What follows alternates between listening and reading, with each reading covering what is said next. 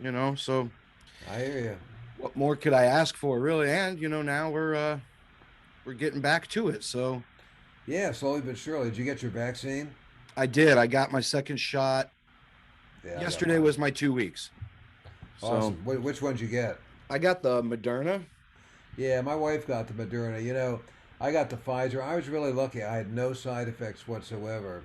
And for her second Moderna, she felt pretty crummy for a couple days. So Couple days. we're gonna write a song sort of based on that. I gave her the gold mine. She gave me the shaft. I got Pfizer. She got Moderna. I got protection. She got heartburn. That's perfect. Um, I was okay at first, and I thought I made it through everything, and literally almost to the minute, 24 hours later, it just slapped Yeah, me. I mean, put me on the couch under blankets with chills, the whole thing. yeah. Well, And about 6 hours later, I was fine. yeah. Well, that's what we like to hear. It was a rough 6 hours, but all of a sudden, 6 hours later, I went from being freezing cold to being covered in sweat and feeling it was really weird. But it's good. My boys now can go see grandma and grandpa, and they're having a Yeah, sleepover tomorrow night for the first time in a yeah. year. That's awesome. Yeah, So it's definitely changing. I definitely feel more comfortable going back on the absolutely. road. Yeah, even me too. How Mm, old are your boys? 9 and 4. Yeah, my our daughter's going to be 15 in a month or so, and she's been able to continue playing volleyball. She's been doing school online like a lot of the kids, but Yeah, we were the opposite. They've been in school the whole time. We waited a month before they went back, just to make sure it was safe. But sure, we held him out of sports. We held his piano lessons were virtual. He yeah, just started playing hockey again this week. yeah. Well then you'll appreciate this. So we with the girls volleyball, there's some driving that has to be done, but keep telling Vanessa, at least we don't have a male child that's in our area that's playing hockey because you'd be driving 3 states away. We do a lot of that. I'm sure you do. And when I'm on the road, thank God for my parents, because my father comes and picks them up and takes them. That's awesome. Yeah, they live a mile away. We're very, very lucky. That's very cool. So, man, I can't thank you enough for doing this. I don't know if you heard the premise of what I just started doing this during the pandemic because I had nothing to do. Um, and I started like doing these Facebook things, and some of my friends said, "Turn this into a podcast." So the first couple on Facebook was with the fans of the band, and I brought Keller Williams one week, and I brought Jeff Chimenti, Nice. and I brought Bill Walton one week, Hey, it's awesome, man. and so I decided to turn it into a podcast, and I've had Baracco and Keller, Jeff Chimenti, Larry Campbell, and Teresa Williams a couple weeks ago. Cool, man. And basically with most of them, it's been like talking about how the Dead influenced them in their playing and songwriting. With you, it's a little different because you guys came parallel with each other. So, Right. Yeah. Right. um, but if it's okay, we're gonna go down those roads if you don't mind. And I mean, there's so Whatever, much whatever you want to do. right on. There's so You're much I want to frozen. do. I am. I'm sorry. Go ahead. Hopefully I don't freeze too much. I'm on a You. Wi-Fi, not a hard wire. Am I still No, you're frozen? good. Okay. Nope, you're good. Hopefully it doesn't happen too often. I believe me. I understand. Um, Yeah. So just before we jump in, we've been doing these free quarantine concerts on Saturday night, and I think we're gonna go through 50, and then I think we're gonna lay down. But we're gonna start Vanessa and John and I are gonna start a podcast also. I love podcasts, and before we go any further, did you ever listen to Tyler Mahan Coe's Cocaine and Rhinestones? no, I haven't. I'm sure you have plenty to do, but Tyler Mahan Coe is David Allan Coe's son, Yeah. and it's a story about country music up to the 2000s because he doesn't care about it after that. It is so, and like he has like just all these famous. Each one's about a different artist. It's so well researched. The music is great, and it's. I was on the road. I binge listened to it in a car for hours. Really? Cocaine and rhinestones? Yeah, Tyler Mahan Coe. Got it. Got All it. right, well, blast off. I'm at your disposal. All right, here we go. And I understand you have till about a quarter till on the Yeah, top. hang on just a sec. Let me close this door here because my daughter's doing homework in the other room. I'm Excuse me, so Rick Phillips. You can stay here, buddy. Come on, you want to come back in? No? Yeah, sure. Come on in there, big fella. There we go. I'm so glad my kids have been in school. I don't know if I could have handled it with them home this whole time. It's Yeah. probably a little easier for you because she's older and can do most of it herself. Well, yeah. Having a 4-year-old at home, I think I would have lost Oh, it. yeah. All right, here we go. Yes, sir. Okay, good morning. I'm here with Jorma Interview-Video. How are you today, my friend? Thank you so much for being here. Well, thanks for having me, and so far I'm darn good. Well, it's early in the morning still.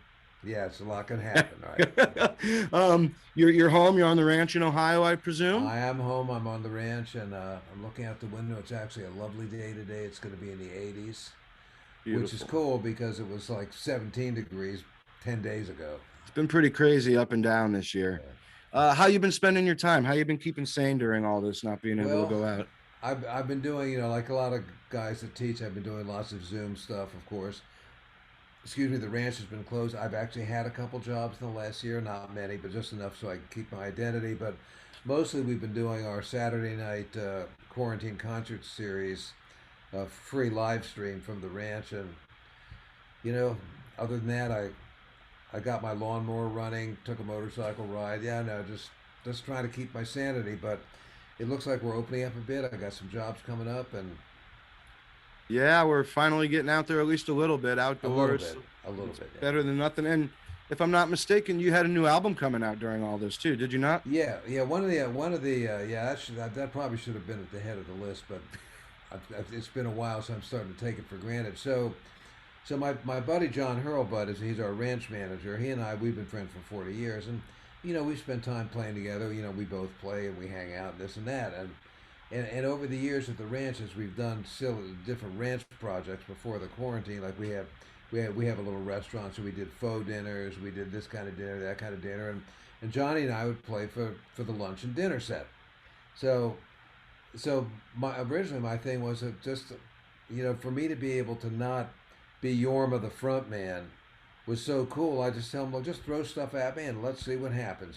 So he just started like just throwing songs at me, and then we started having so much fun that I got to thinking, he wasn't thinking about this, I got to thinking that, we're sitting around, the quarantine started to happen, we're sitting around, we have so much fun playing together. I enjoy my role as an accompanist.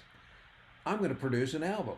So I got my buddy Justin, he's Larry Campbell's production partner, and he's our drummer in Hot Tuna. He Right, brought sure. his studio in a box down, and we set up and we recorded 14 songs in 2 days. Never did more than 2 takes. Mostly one take. All live, no movie magic, no plugged in, and we did this record. So anyway, and then like I would have done this myself, but because we buy stuff for our store at the ranch, Johnny knew this guy Ed Frank, that's one of the big dogs at Culture Factory Records, which is a French label that does like reissues. They recreate like Bless His Pointed Little Head or Hot Tune, whatever, just classical stuff.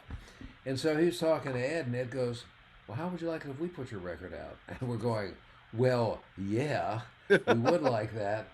I mean, in today's market, Hot Tuna couldn't quote unquote get a record deal because nobody's really interested in that stuff right now. So Culture Factory did a fantastic job for us. Vinyl, splatter vinyl, the 12-page booklet. I mean, it's unbelievable. It's a perfect storm.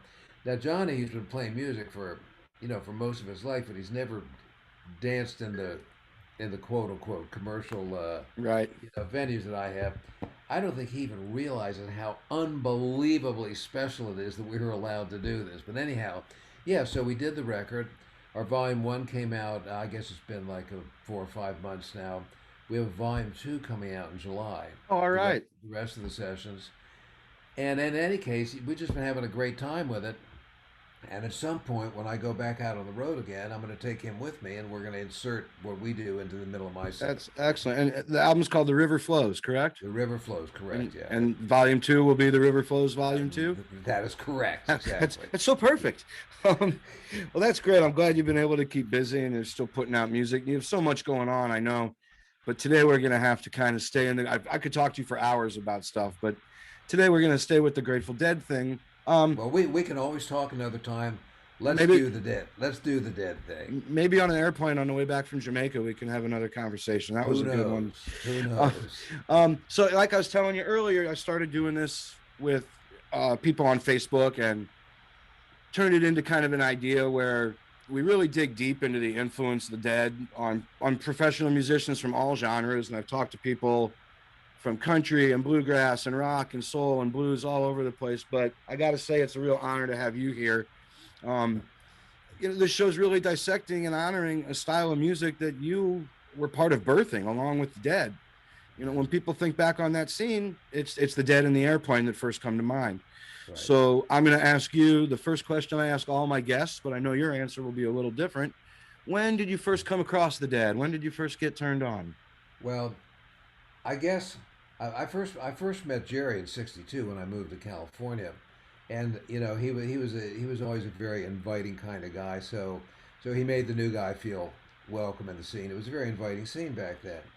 I first got turned on to the Dead as the Warlocks. As the Warlocks. Yeah, and so in that era, Jerry always did the band thing. I mean, he really helped me out a lot to learn how to be a band player because I'd never done it before when I got in the airplane, but he'd done it for years. Anyway, so all of a sudden the rock and roll thing is starting to happen. The it's still AM radio, none of that, whatever you want to call it, had started to happen yet. But so all of a sudden, he gets his cast of characters together. We all knew who that cast is, Pig and Bobby and all that kind of stuff. And boom, there's the Warlocks. So I remember I went up someplace, I forget where it was I saw them. It might have been Palo Alto or something. And I remember thinking, this really looks like a lot of fun. Now, I'd owned electric guitars when I was a kid, but I'd never really played electric guitar and any of that kind of stuff. But this looks like a lot of fun. So they were, for our little gaggle of family and friends, they were the first that made that leap. So in a lot of ways, they were just absolutely instrumental in letting guys like me and my pals know we could do this too. When you heard it musically, what was so when you heard it? I guess you heard Garcia in '62, so he's still playing a lot of acoustic stuff. Sure, yeah. And he was playing banjo and this and that and the other thing, but he was, in my opinion, he was always a band leader. I mean, in any of the groups that he was at, I don't know if the other guys in the band feel this way, but I saw it's his band. He's running the show. Right. So when you hear it as an electric with Bobby and Pig, the Warlocks, let's say, and that's so different. It's on the cusp of being different of anything we've ever heard out there. What's your first impression of that? Well, it's really funny because I've just was working on an interview that this French guy, Philippe Bois, is writing a story of the history of hot tunes. There's a lot of questions about stuff that happened back in the day. And I think that the real excitement is possibilities. Possibilities. I mean, all I was really interested in up to that point was just doing my thing, which was to play acoustic guitar, to do a little bit of teaching. And had fates been otherwise, I probably would have had a music store in San Jose and repaired guitars and done all that kind of stuff that guys that had music stores did back in those days. Right. However, as the rock and roll scene was opening in a very small kind of way, and San Francisco being the odd, sort of like idiosyncratic, metaphysical black hole, whatever you want to call it, there were a lot of different possibilities, and I'm sure that nobody architected it in this way, but Jerry and the guys, musically speaking, were in the cusp of that kind of stuff. Sure, I remember they got gigs playing some of those go-go clubs and stuff like that a lot of the, whatever you want to call them, straight bands played, but it was always different. They brought something different to the table. I think it would be very difficult to have this discussion without allowing for what psychedelics did to the scene also, in that era when psychedelics were legal and all that kind of stuff. Right. But that's maybe another discussion. But musically speaking, I mean, Jerry took so many songs that we were familiar with and presented them with different instruments without losing the character of the songs, but all of a sudden it was a different story. Now you could play at a go-go joint in North Beach or a pizza bar or whatever, Right. And you had the power, I mean, the physical horsepower to command somebody's attention, whether they wanted to really listen to you or not. I mean, that's one of the things to me, as a guy that played acoustically back then, is when you played, they had to listen. When you plug in, you can talk as loud as you want, but I'm just going to turn up. Right. Right. You and Jerry, I mean, you both had this love of blues and country and folk and Americana. Was that your common bond with him? Was that really what brought you two together? Yeah, in a way, I think so. Yes, and like I said, this thing I'm doing with this guy that's writing this book from France, he's looking for all these deep correlations, in an intellectual sense that that I never would have had back then. I mean, we were those people. It wasn't like, do I need to respect the music by being authentic in this way or whatever? I don't think any of us gave it another thought.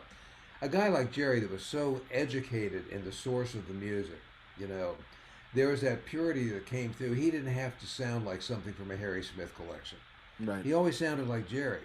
But the source, I mean, to me, the source was always evident if you knew where to look, So, so for guys like the Dead, coming up, they started to get gigs. I mean, the other thing is like Jerry was a professional musician. They like getting gigs. And when you've got a band, the guys do like to get paid every now and then, And Right. you It know, helps. it's an expensive organization. I mean, it's like, if you're playing solo, we always used to joke, more than three trips to the car, it's not folk music. So so even in the early days with the Dead, it was no longer folk music. Right. But it was folk music too. And Sure.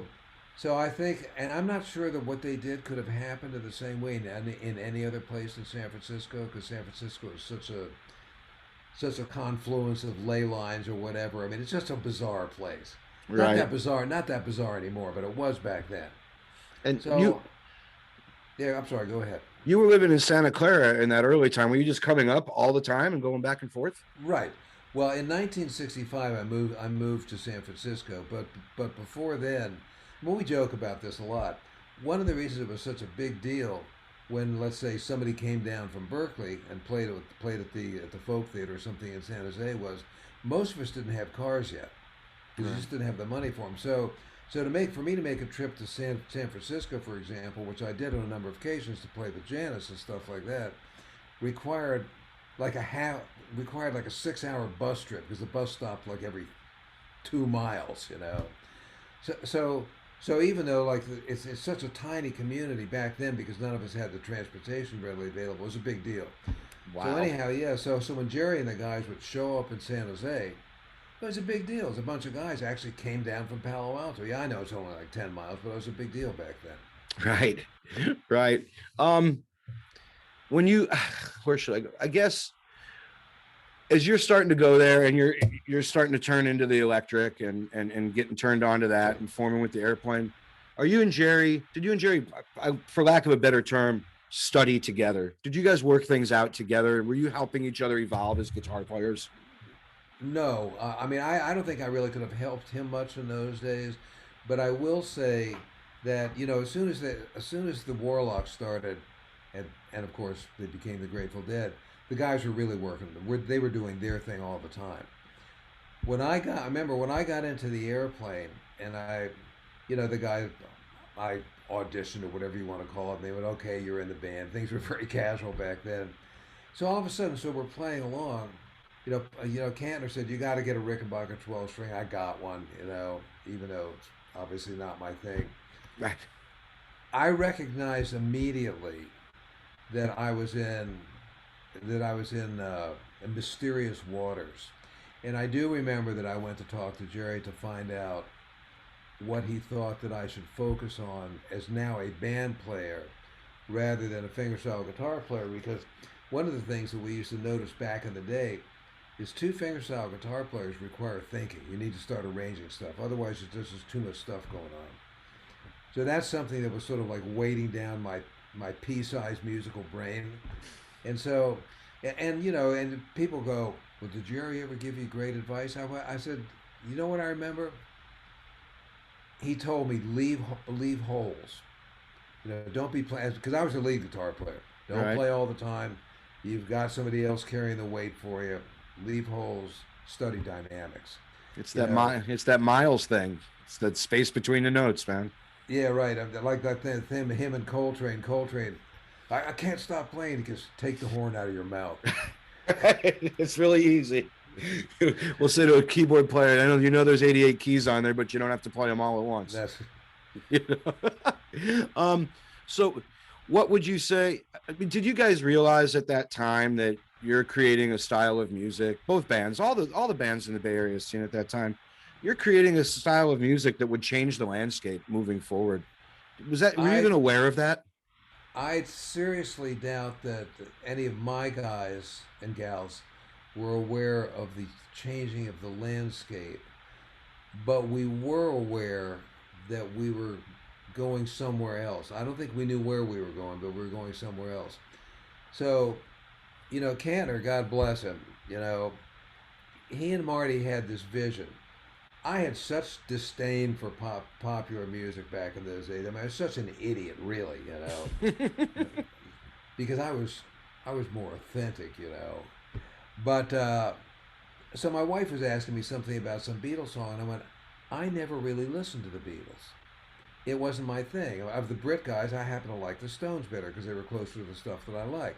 I Right. listened to Rubber Soul, and uh, and of course Sergeant Pepper. So just as a quick sidebar, Crosby gave Kantner a reel-to-reel copy of Sergeant Pepper's before it came out. I don't know where he got it. We listened to it, and let me put it this way: us possessing that recording was definitely an enhancement for romantic moments with members of the fair sex on the road. That's all I can say. That Thanks, was Beatles. Thanks, Beatles, and thanks, David. that was so But anyway, eloquently put. to get back to what you were saying, so yeah, so Paul, they, I think he really felt we were going somewhere. I really do. I appreciate, you know, as an older guy now, I appreciate what I think his vision was.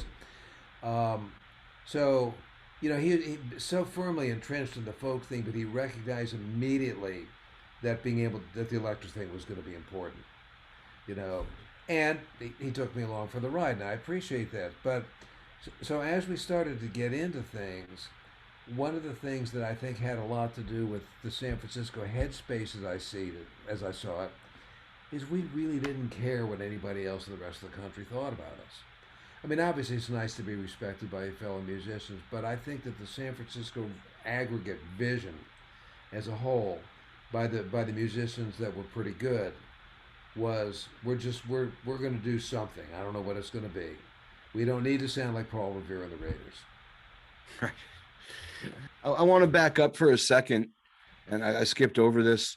You know, going back from switching from acoustic to electric. You know, when you came out there, you're really more of the country blues and the folk style, Sure. and now you're getting into the heavier blues and all. Who were some of the influences that led you into the heavier blues and rock styles? So I think that one of the early ones, honestly, was Zolyanovsky and the Loving Spoonful, and as a result of that, I got a Standell amp and a Gil Thunderbird guitar. Um, and it really funny. I had a talk with John Sebastian about that as a gig. We hated those amps. We had to play them because we were endorsers.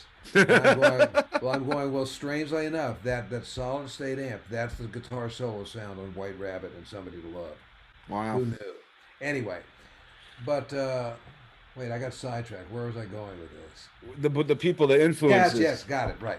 Okay, so I never, I've loved the blues, most of my life, but I never had the insights into the Chicago blues that some of my contemporaries did for a lot of reasons. And I just got into that solo acoustic blues style guitar thing more Piedmont style than Delta. Right. But in any case, so when I heard the Butterfield Blues Band, and when I saw them live in that album East West, which I think is one of the seminal American albums, I began to immediately realize the possibilities. And Mike Bloomfield, we put him and his wife, my ex-wife and I put him and his wife up for a while when he first came to San Francisco. And he's the guy that first showed me how to sustain notes by turning in. We didn't know any about any of that kind of stuff. I mean, I would have never thought about sustaining a note because the amplifier was just an amplified guitar. I wasn't actually using it to do the stuff that we all take for granted today. So as that stuff began to evolve, I think one of the, I think the Butterfield Blues Band and those guys, I think, influenced me, not specifically in notes and styles, but again in possibilities. Um, and like I loved Buddy Guy. Who can play like Buddy Guy except Buddy Guy, really? And and back in the '60s, of course, I'd seen BB King. I got to see T-Bone Walker. So a lot of these guys before the hippie thing started to happen.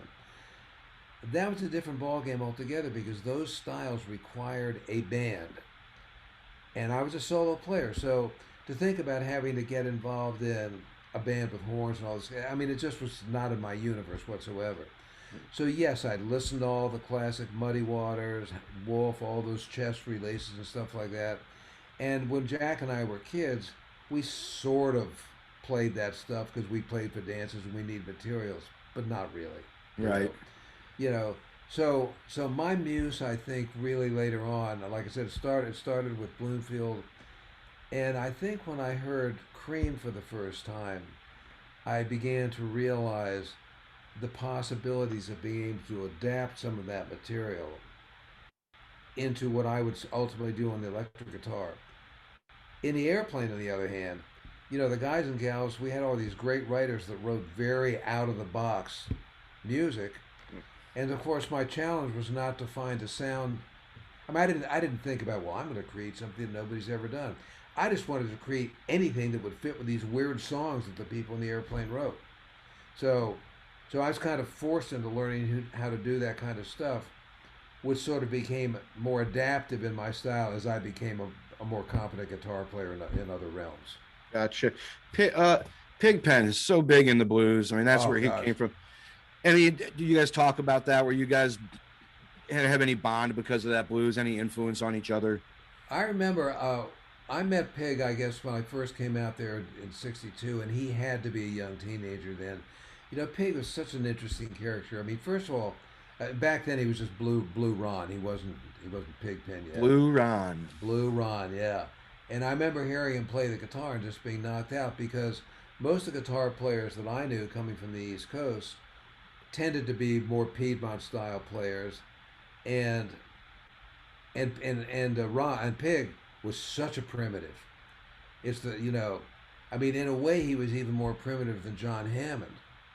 He was so primal on that level. And he just loved the music so much, and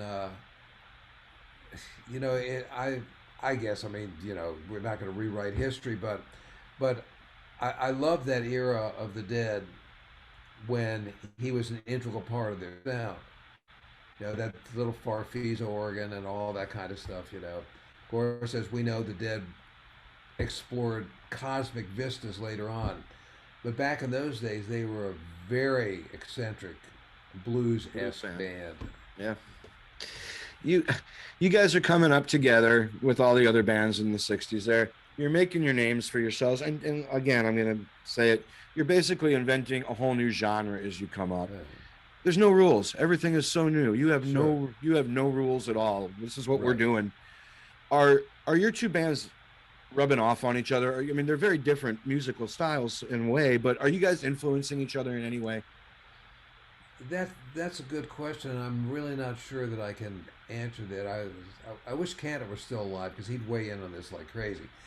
But I guess perhaps in an unconscious way, and by that I think that for me, and I go to speak about myself. When I started to adapt what I had learned how to do as an electric guitar player in the airplane, everything that I do back in those days, and to some extent today too, was based on chord positions because I was always looking for things so I could do something with my thumb and this and that and the other thing. Jerry could fingerpick too. However, I remember him studying all those Mel Bay scale exercises and stuff like that. I learned a couple of them too, and I could never ever figure out what to do with them. He obviously did. Right. So, so I think that one of the things that I think that intrigued me listening as a guitar player, listening to his playing, was his ability to use scales, his knowledge of scales without playing scales, in an artful way with the band. It was so different from what we did with the airplane, you Right. know, and it was, and again, the airplane didn't really lend itself to that kind of thing because it wasn't that kind of an animal. But I think that there's just constantly stuff that we're listening to our buddies. Yeah, that's pretty cool. What about that? Or guitar sounds. You know, like there's some of Jerry's guitar sounds that I, as a player, like better than others. Like he could have cared less, I'm sure. You know, but Right. but but when Owsley did that thing when he had them all when they had the guys all playing through hi-fi and he was trying to create this sort of integrated system. Yeah. I personally was never fond of that sound because even though I didn't know what I was listening to, I liked the individual sound that the guitar players all I got using whatever gear they had, overdriving amplifiers or whatever, you know. Um, that being said, like I said, I'm sure the Jerry and you guys could have cared less what Yorma thought about that kind of stuff. Right. But of course, the outgrowth of all that stuff is the modern PAs that we take for granted today. Right. Yeah. I mean, it was. I would. In my last episode, I talked about that whole wall of sound was the precursor to the line array. It was. Absolutely unbelievable stuff. So, We I just. mean, so far ahead of its time, it sounds stupid to say that. Yeah. As so many of the things they did. It's interesting you brought it up because in my last episode, I did a whole segment on that, talking with my friend Brad Sarno, who you may or may not know. Uh, makes effect pedals, Sarno Music Solutions, Okay. but all about how that was just groundbreaking, and that's Owsley and Healy and the guys from Alembic Yeah. and Rick Turner putting this thing together, and not, again, cutting edge, way ahead of its time. Totally. And it's not the kind of thing I think that could have ever happened in a band context out of San Francisco because it just costs too much money. I was gonna say it almost broke them. Yeah, yeah. But most bands would never thought about something like that. But in San Francisco, thanks to the more communal thought processes, they did. It was just there was so much. It was a visionary environment, really. Um, Getting back to where do you feel like was there any sense of? I mean, you talked a little bit about the influence, even if it's mental, on each other. Was there any sense of like a healthy competition between not between you and Jerry per se, but between the bands? Did you push each I mean, other? Did you? How did that work? yeah. I mean, look. I think that both us and the Dead. I think we took our art very seriously. We didn't fool around. We rehearsed, and we wanted things always to be um, as good as they could possibly be. But and of course, we're artists, so of course there's that kind of competition. I don't think you can get away from it. But I think that it was more than benign and very healthy. I mean, for example, I remember when we played the West Palm Beach Pop Festival, we opened for the Rolling Stones, and in my humble opinion, on that day we blew them off the stage. I would have never said something like that about my buddies with the Dead. It would never occurred to me to think like that. What separated you and the Dead? I mean, there's so many great bands that came out of there. There was so much amazing music being made, stuff we've never heard before and could possibly never hear again. But what separated the Airplane and the Dead from the other bands in that scene? I think that we, yeah, it's kind of funny to think about some of my wacky friends that I grew up with in the Airplane. We wanted to get into the music business and we wanted to be successful. I never had this conversation with Jerry, so I can't speak for him. But even though we didn't play well with others in the commercial world, we did play with them. And as a result of that, of course we got lucky. We got lucky with Pillow. That was a big hit for us. I mean, you can't script that kind of stuff. Right. But once we got into the machine of the commercial music of that time, We did all the stuff, we did the publicist, the this and the that. I don't know whether Jerry and the guys did that or not. If they had the opportunity, if it was offered, if they decided not to, but I think we played better with the more mainstream commercial guys, even though I know we gave them grief at every possible moment. I know that they went that route to an extent, and they gave him enough grief that they wanted to push away. The record house just didn't want to deal with it as much. Well, one thing that happened with the airplane also is that we had, Marty had been in the music in the commercial music business before us, and I remember he had a regional hit with something, I forget what it was or when, but in any case, Paul and the guys, they really wanted to have hits. I'm not sure that was an issue. I never discussed this with him, but I'm not sure that was an issue with Jerry and the guys. And if you look at, I guess the only really pop rock success that the airplane had, in that realm, was Surrealistic Pillow, because it had a bunch of those kind of songs on it. Now, Jerry knew a lot about that stuff because he was an integral part of arranging and helping us record that album. He was a big part of that album. There's a lot of his taste and his artistic decisions in the way those things came together. Wow. So there's no question that he knew the deal. Now, whether that was important to what they did with the Dead, or maybe they just didn't have the right kind of material to do that with, I don't know. As time went on with them, like we were talking about, they started, firmly rooted as a hard rock and blues band. But they were such a chameleon. There's country, there's blues, there's jazz, there's rock, there's psychedelia. Later on, there's a lot of cover songs that are more from the pop realm. Were you a fan of how their music evolved? Did it still connect with you and resonate with you over the years? Yeah, I think it did. I think that we sort of take this for granted today, but the Grateful Dead, in my opinion, is a singular animal. I can't think of any other musical entity that you can really mention in the same sentence. I can't. The chemistry of the guys and gals in the band, and what they brought to the table and how it came out. I mean, there's college courses in that stuff today. There really is. But for the guys, and I mean, that's just how it was. There was nothing that was too. I'm an outsider. So I wasn't part of these decisions, but it seemed like there was nothing that couldn't be brought to the table and digested in some way. And if you look at the artists in the band, I mean, take a guitar player like Bob Weir. I know that over the year, people have like criticized Bobby. He's not like Jerry, blah, blah, blah. In the same way that people have criticized Paul Kantner. Kantner was a brilliant guitar player. He didn't play like me. Thank goodness. They already had one. They needed another one. The sound of the airplane, in my opinion, is predicated on the rhythm section. Paul, Jack, and Spencer. And the sound of the Dead, in many respects, is predicated on their rhythm section also. And Bobby Weir is a huge part of that, So his musical vision, and he has a really interesting vision. I mean, Bob went to New York and took a lesson from Reverend Davis. He's not a fingerstyle guitar player like I am, but what he extracted from that is the chords of Samson and Delilah. Right. When he plays those chords with the Dead, those are the Reverend's chords. Yeah. I can't play that song.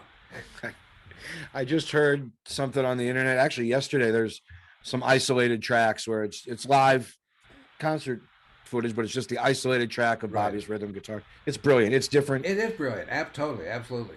One of them I was listening to last night. It's brilliant, but the thing that really stood out to me was when you isolate it, you can hear nothing else but that guitar. How much, something we touched on before, how much he didn't play, how much space there is in places that for a normal rhythm guitarist, you would expect it to be there. Right. On a downbeat or on the first two beats of that measure, but it doesn't come in until the eighth note of the three, on the and of three. Here he comes. Now I'm back. Just so unique. Yeah, it is unique, but the groove is always there. Yeah, man. Always. And some of it would be single note stuff, and some of it is the chord. It's brilliant. Yeah. Brilliant. All within the same measure. Yeah. Just such cool stuff. I want to talk about songwriting for a minute, if you don't mind. And the interpretation, because we touched on this about how Jerry could take a traditional song and do his thing to it. How did you view their catalog as songwriters and as interpreters? And did that influence your own writing or your own interpreting of music? I, you know, it's really funny when I listen to Grateful Dead. I remember Grateful Dead's material. There's some of that stuff that you listen to that sounds to me that sounds like a traditional American folk song. Yeah, I should be able to pick up my guitar and play that song until you pick up your guitar and try to play that song. Right. I mean, you know, I early on gained an immense amount of respect for the adaptive creativity that the guys did with their material. And I don't know who the driving force was. This, I presume Jerry had a huge part of it, but where they could somehow put an interesting spin on anything they did, you know, I mean, at the same time, it just sounded like it ought to be simple, but it never was, you know. Yeah. I don't have the ad. I'm not using very lucid words to No, describe this, but it's all good. I think part, taking a song that wasn't theirs necessarily and doing that, the essence of the song never went away. Where that song came from always still existed inside there. I think that's something that was really yeah, cool. I mean, take a song like "Morning Dew," for example. You know, I mean, who wrote this song? Bonnie Dobson. Bonnie Dobson, yeah. So here's a song. Yeah, it's really funny because that song is such a part of the American songbook that I forgot that Bonnie Dobson wrote that song. Yeah. It just came up recently with me and John. Johnny and I did it for one of our shows. We went, Bonnie Dobson, man, I forgot about that completely. But anyhow, take a song like that. I mean, what they did to the song, it could have existed for 100 years. Yeah. And when you think about it, so many people don't really even know what the subject matter is in that song. Isn't that something? Yeah, I mean, it's this beautiful, beautiful song, and it can mean so much, and it's really about a nuclear holocaust, That's exactly. It's That was the other thing too. I'd completely forgotten about that because you don't think about it when you hear the song, but boom, there it is. That was the song for me that as I learned about the Grateful Dead, became one of my favorites, both for playing wise and the music of it and the power. Sure. And the way it builds and the emotion it can get, and also the lyrics. And that was the one when I was going to shows, I was chasing. It took me forever to hear it, not knowing that I actually heard it at my first show, but it didn't know it yet. As I'm learning about the Dead, I never knew that song, and I hear Morning Dew, this is the greatest, I got to hear it. And then I go back and look at the set lists. Wonder what I heard at my first show, and sure as shit, there it was, and I had no idea. It was. And it took me 7 more years to hear it. So the adaptive possibilities. I mean, the way they own songs is really creative, and then you get into the writing. Now, the collaboration. I mean, there's just so much great writing with these guys. Also, I mean, you think about the possible chemistry of the various people in the band. I mean, a lot of these things would have never happened if it weren't those people at that time. Right. I mean, if you think about the Jefferson Airplane, for me, the most creative period is before Spencer left the band. Joey Covington was a great drummer, but for me, the magic was starting to dissipate a little bit because things were changing. I mean, it's not a criticism of Joey or anything else. Things were just changing. But at any given moment, the chemistry, what happened with the Dead and the writing is incredible. And the long-term partnership of him and Robin Hunter is unbelievable. Unbelievable. Yeah. It's so powerful and obviously so important to everybody, even now, all these younger generations that come out and see us and go and see Dead and Company and go and see Joe Russo that never would have even come close. They weren't even born before the Dead was gone, but they got cool parents that turn them on to this music is never going to go away. That's, become part of the great American songbook, for lack of a better term. Yeah. Well, I want to thank you so much, but before I let you go, if you don't mind, I do this with all my guests. It's usually the world's slowest lightning round, but hopefully we can just do it. I'm going to ask you what comes up. Your favorite album of all time, any genre. What's your go-to album? Wow, that's a tough question. So everybody hates it. No, well, no, but it's a tough one. That's a good question. You know something? If I have to pick one, I would pick Reverend Davis's Harlem Street Singer. Awesome. I'm gonna go a little. Yeah, right. That Prestige Bluesville recording. Yeah. I did a nice segment on Reverend Gary Davis a while back, and then had a great talk with Larry Campbell about him on a previous episode. Let's go easy now. What's your favorite color? Oh, black. First job. My first job. Oh boy. Okay. My first job was my dog washing business. Right. When you're a little guy, when you're a kid. Right. That's Neighbor great. dog washing business. I think my favorite job before I, you know, Got your became a real job. professional, yeah, before I got my real job, was as a swing shift night manager at the Sunoco station on Connecticut Avenue in D.C. I loved that job. I'd sit around, nothing was happening, pump a little gas, play some guitar.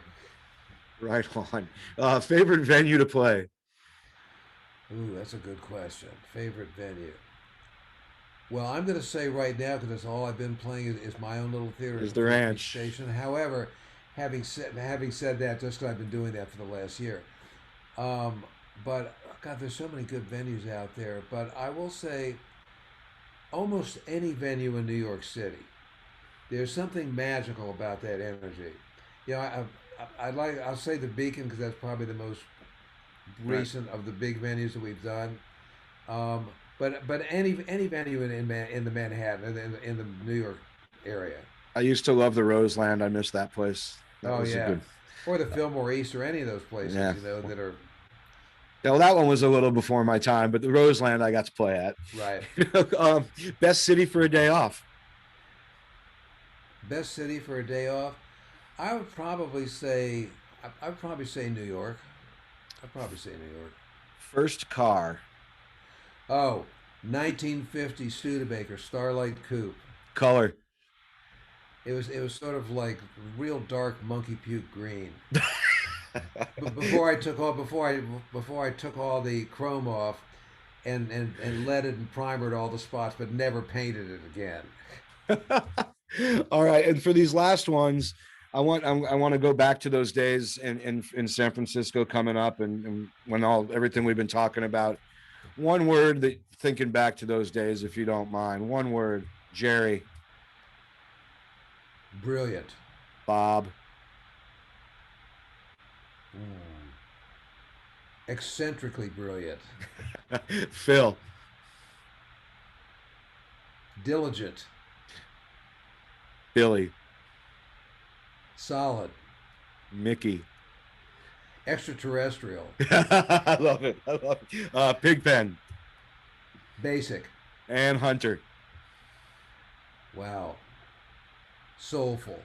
I love it, man. Thank you. Those, Soulful. Insightful. Got to get that in there too. yeah, for sure, man. Well, again, Yorma, it has been such an honor to have you on here, and I look forward to getting to see you again, getting to play together again. Maybe we'll That get would to. be swell. Where are you by physically? I'm in St. Louis, Missouri. I live in St. Louis, Okay. and we'll be getting back out on the road like you guys very soon, and Well, we all look forward to that, and hope, hopefully you we'll know, get to the Jubilee again soon. oh man, I'm so yeah.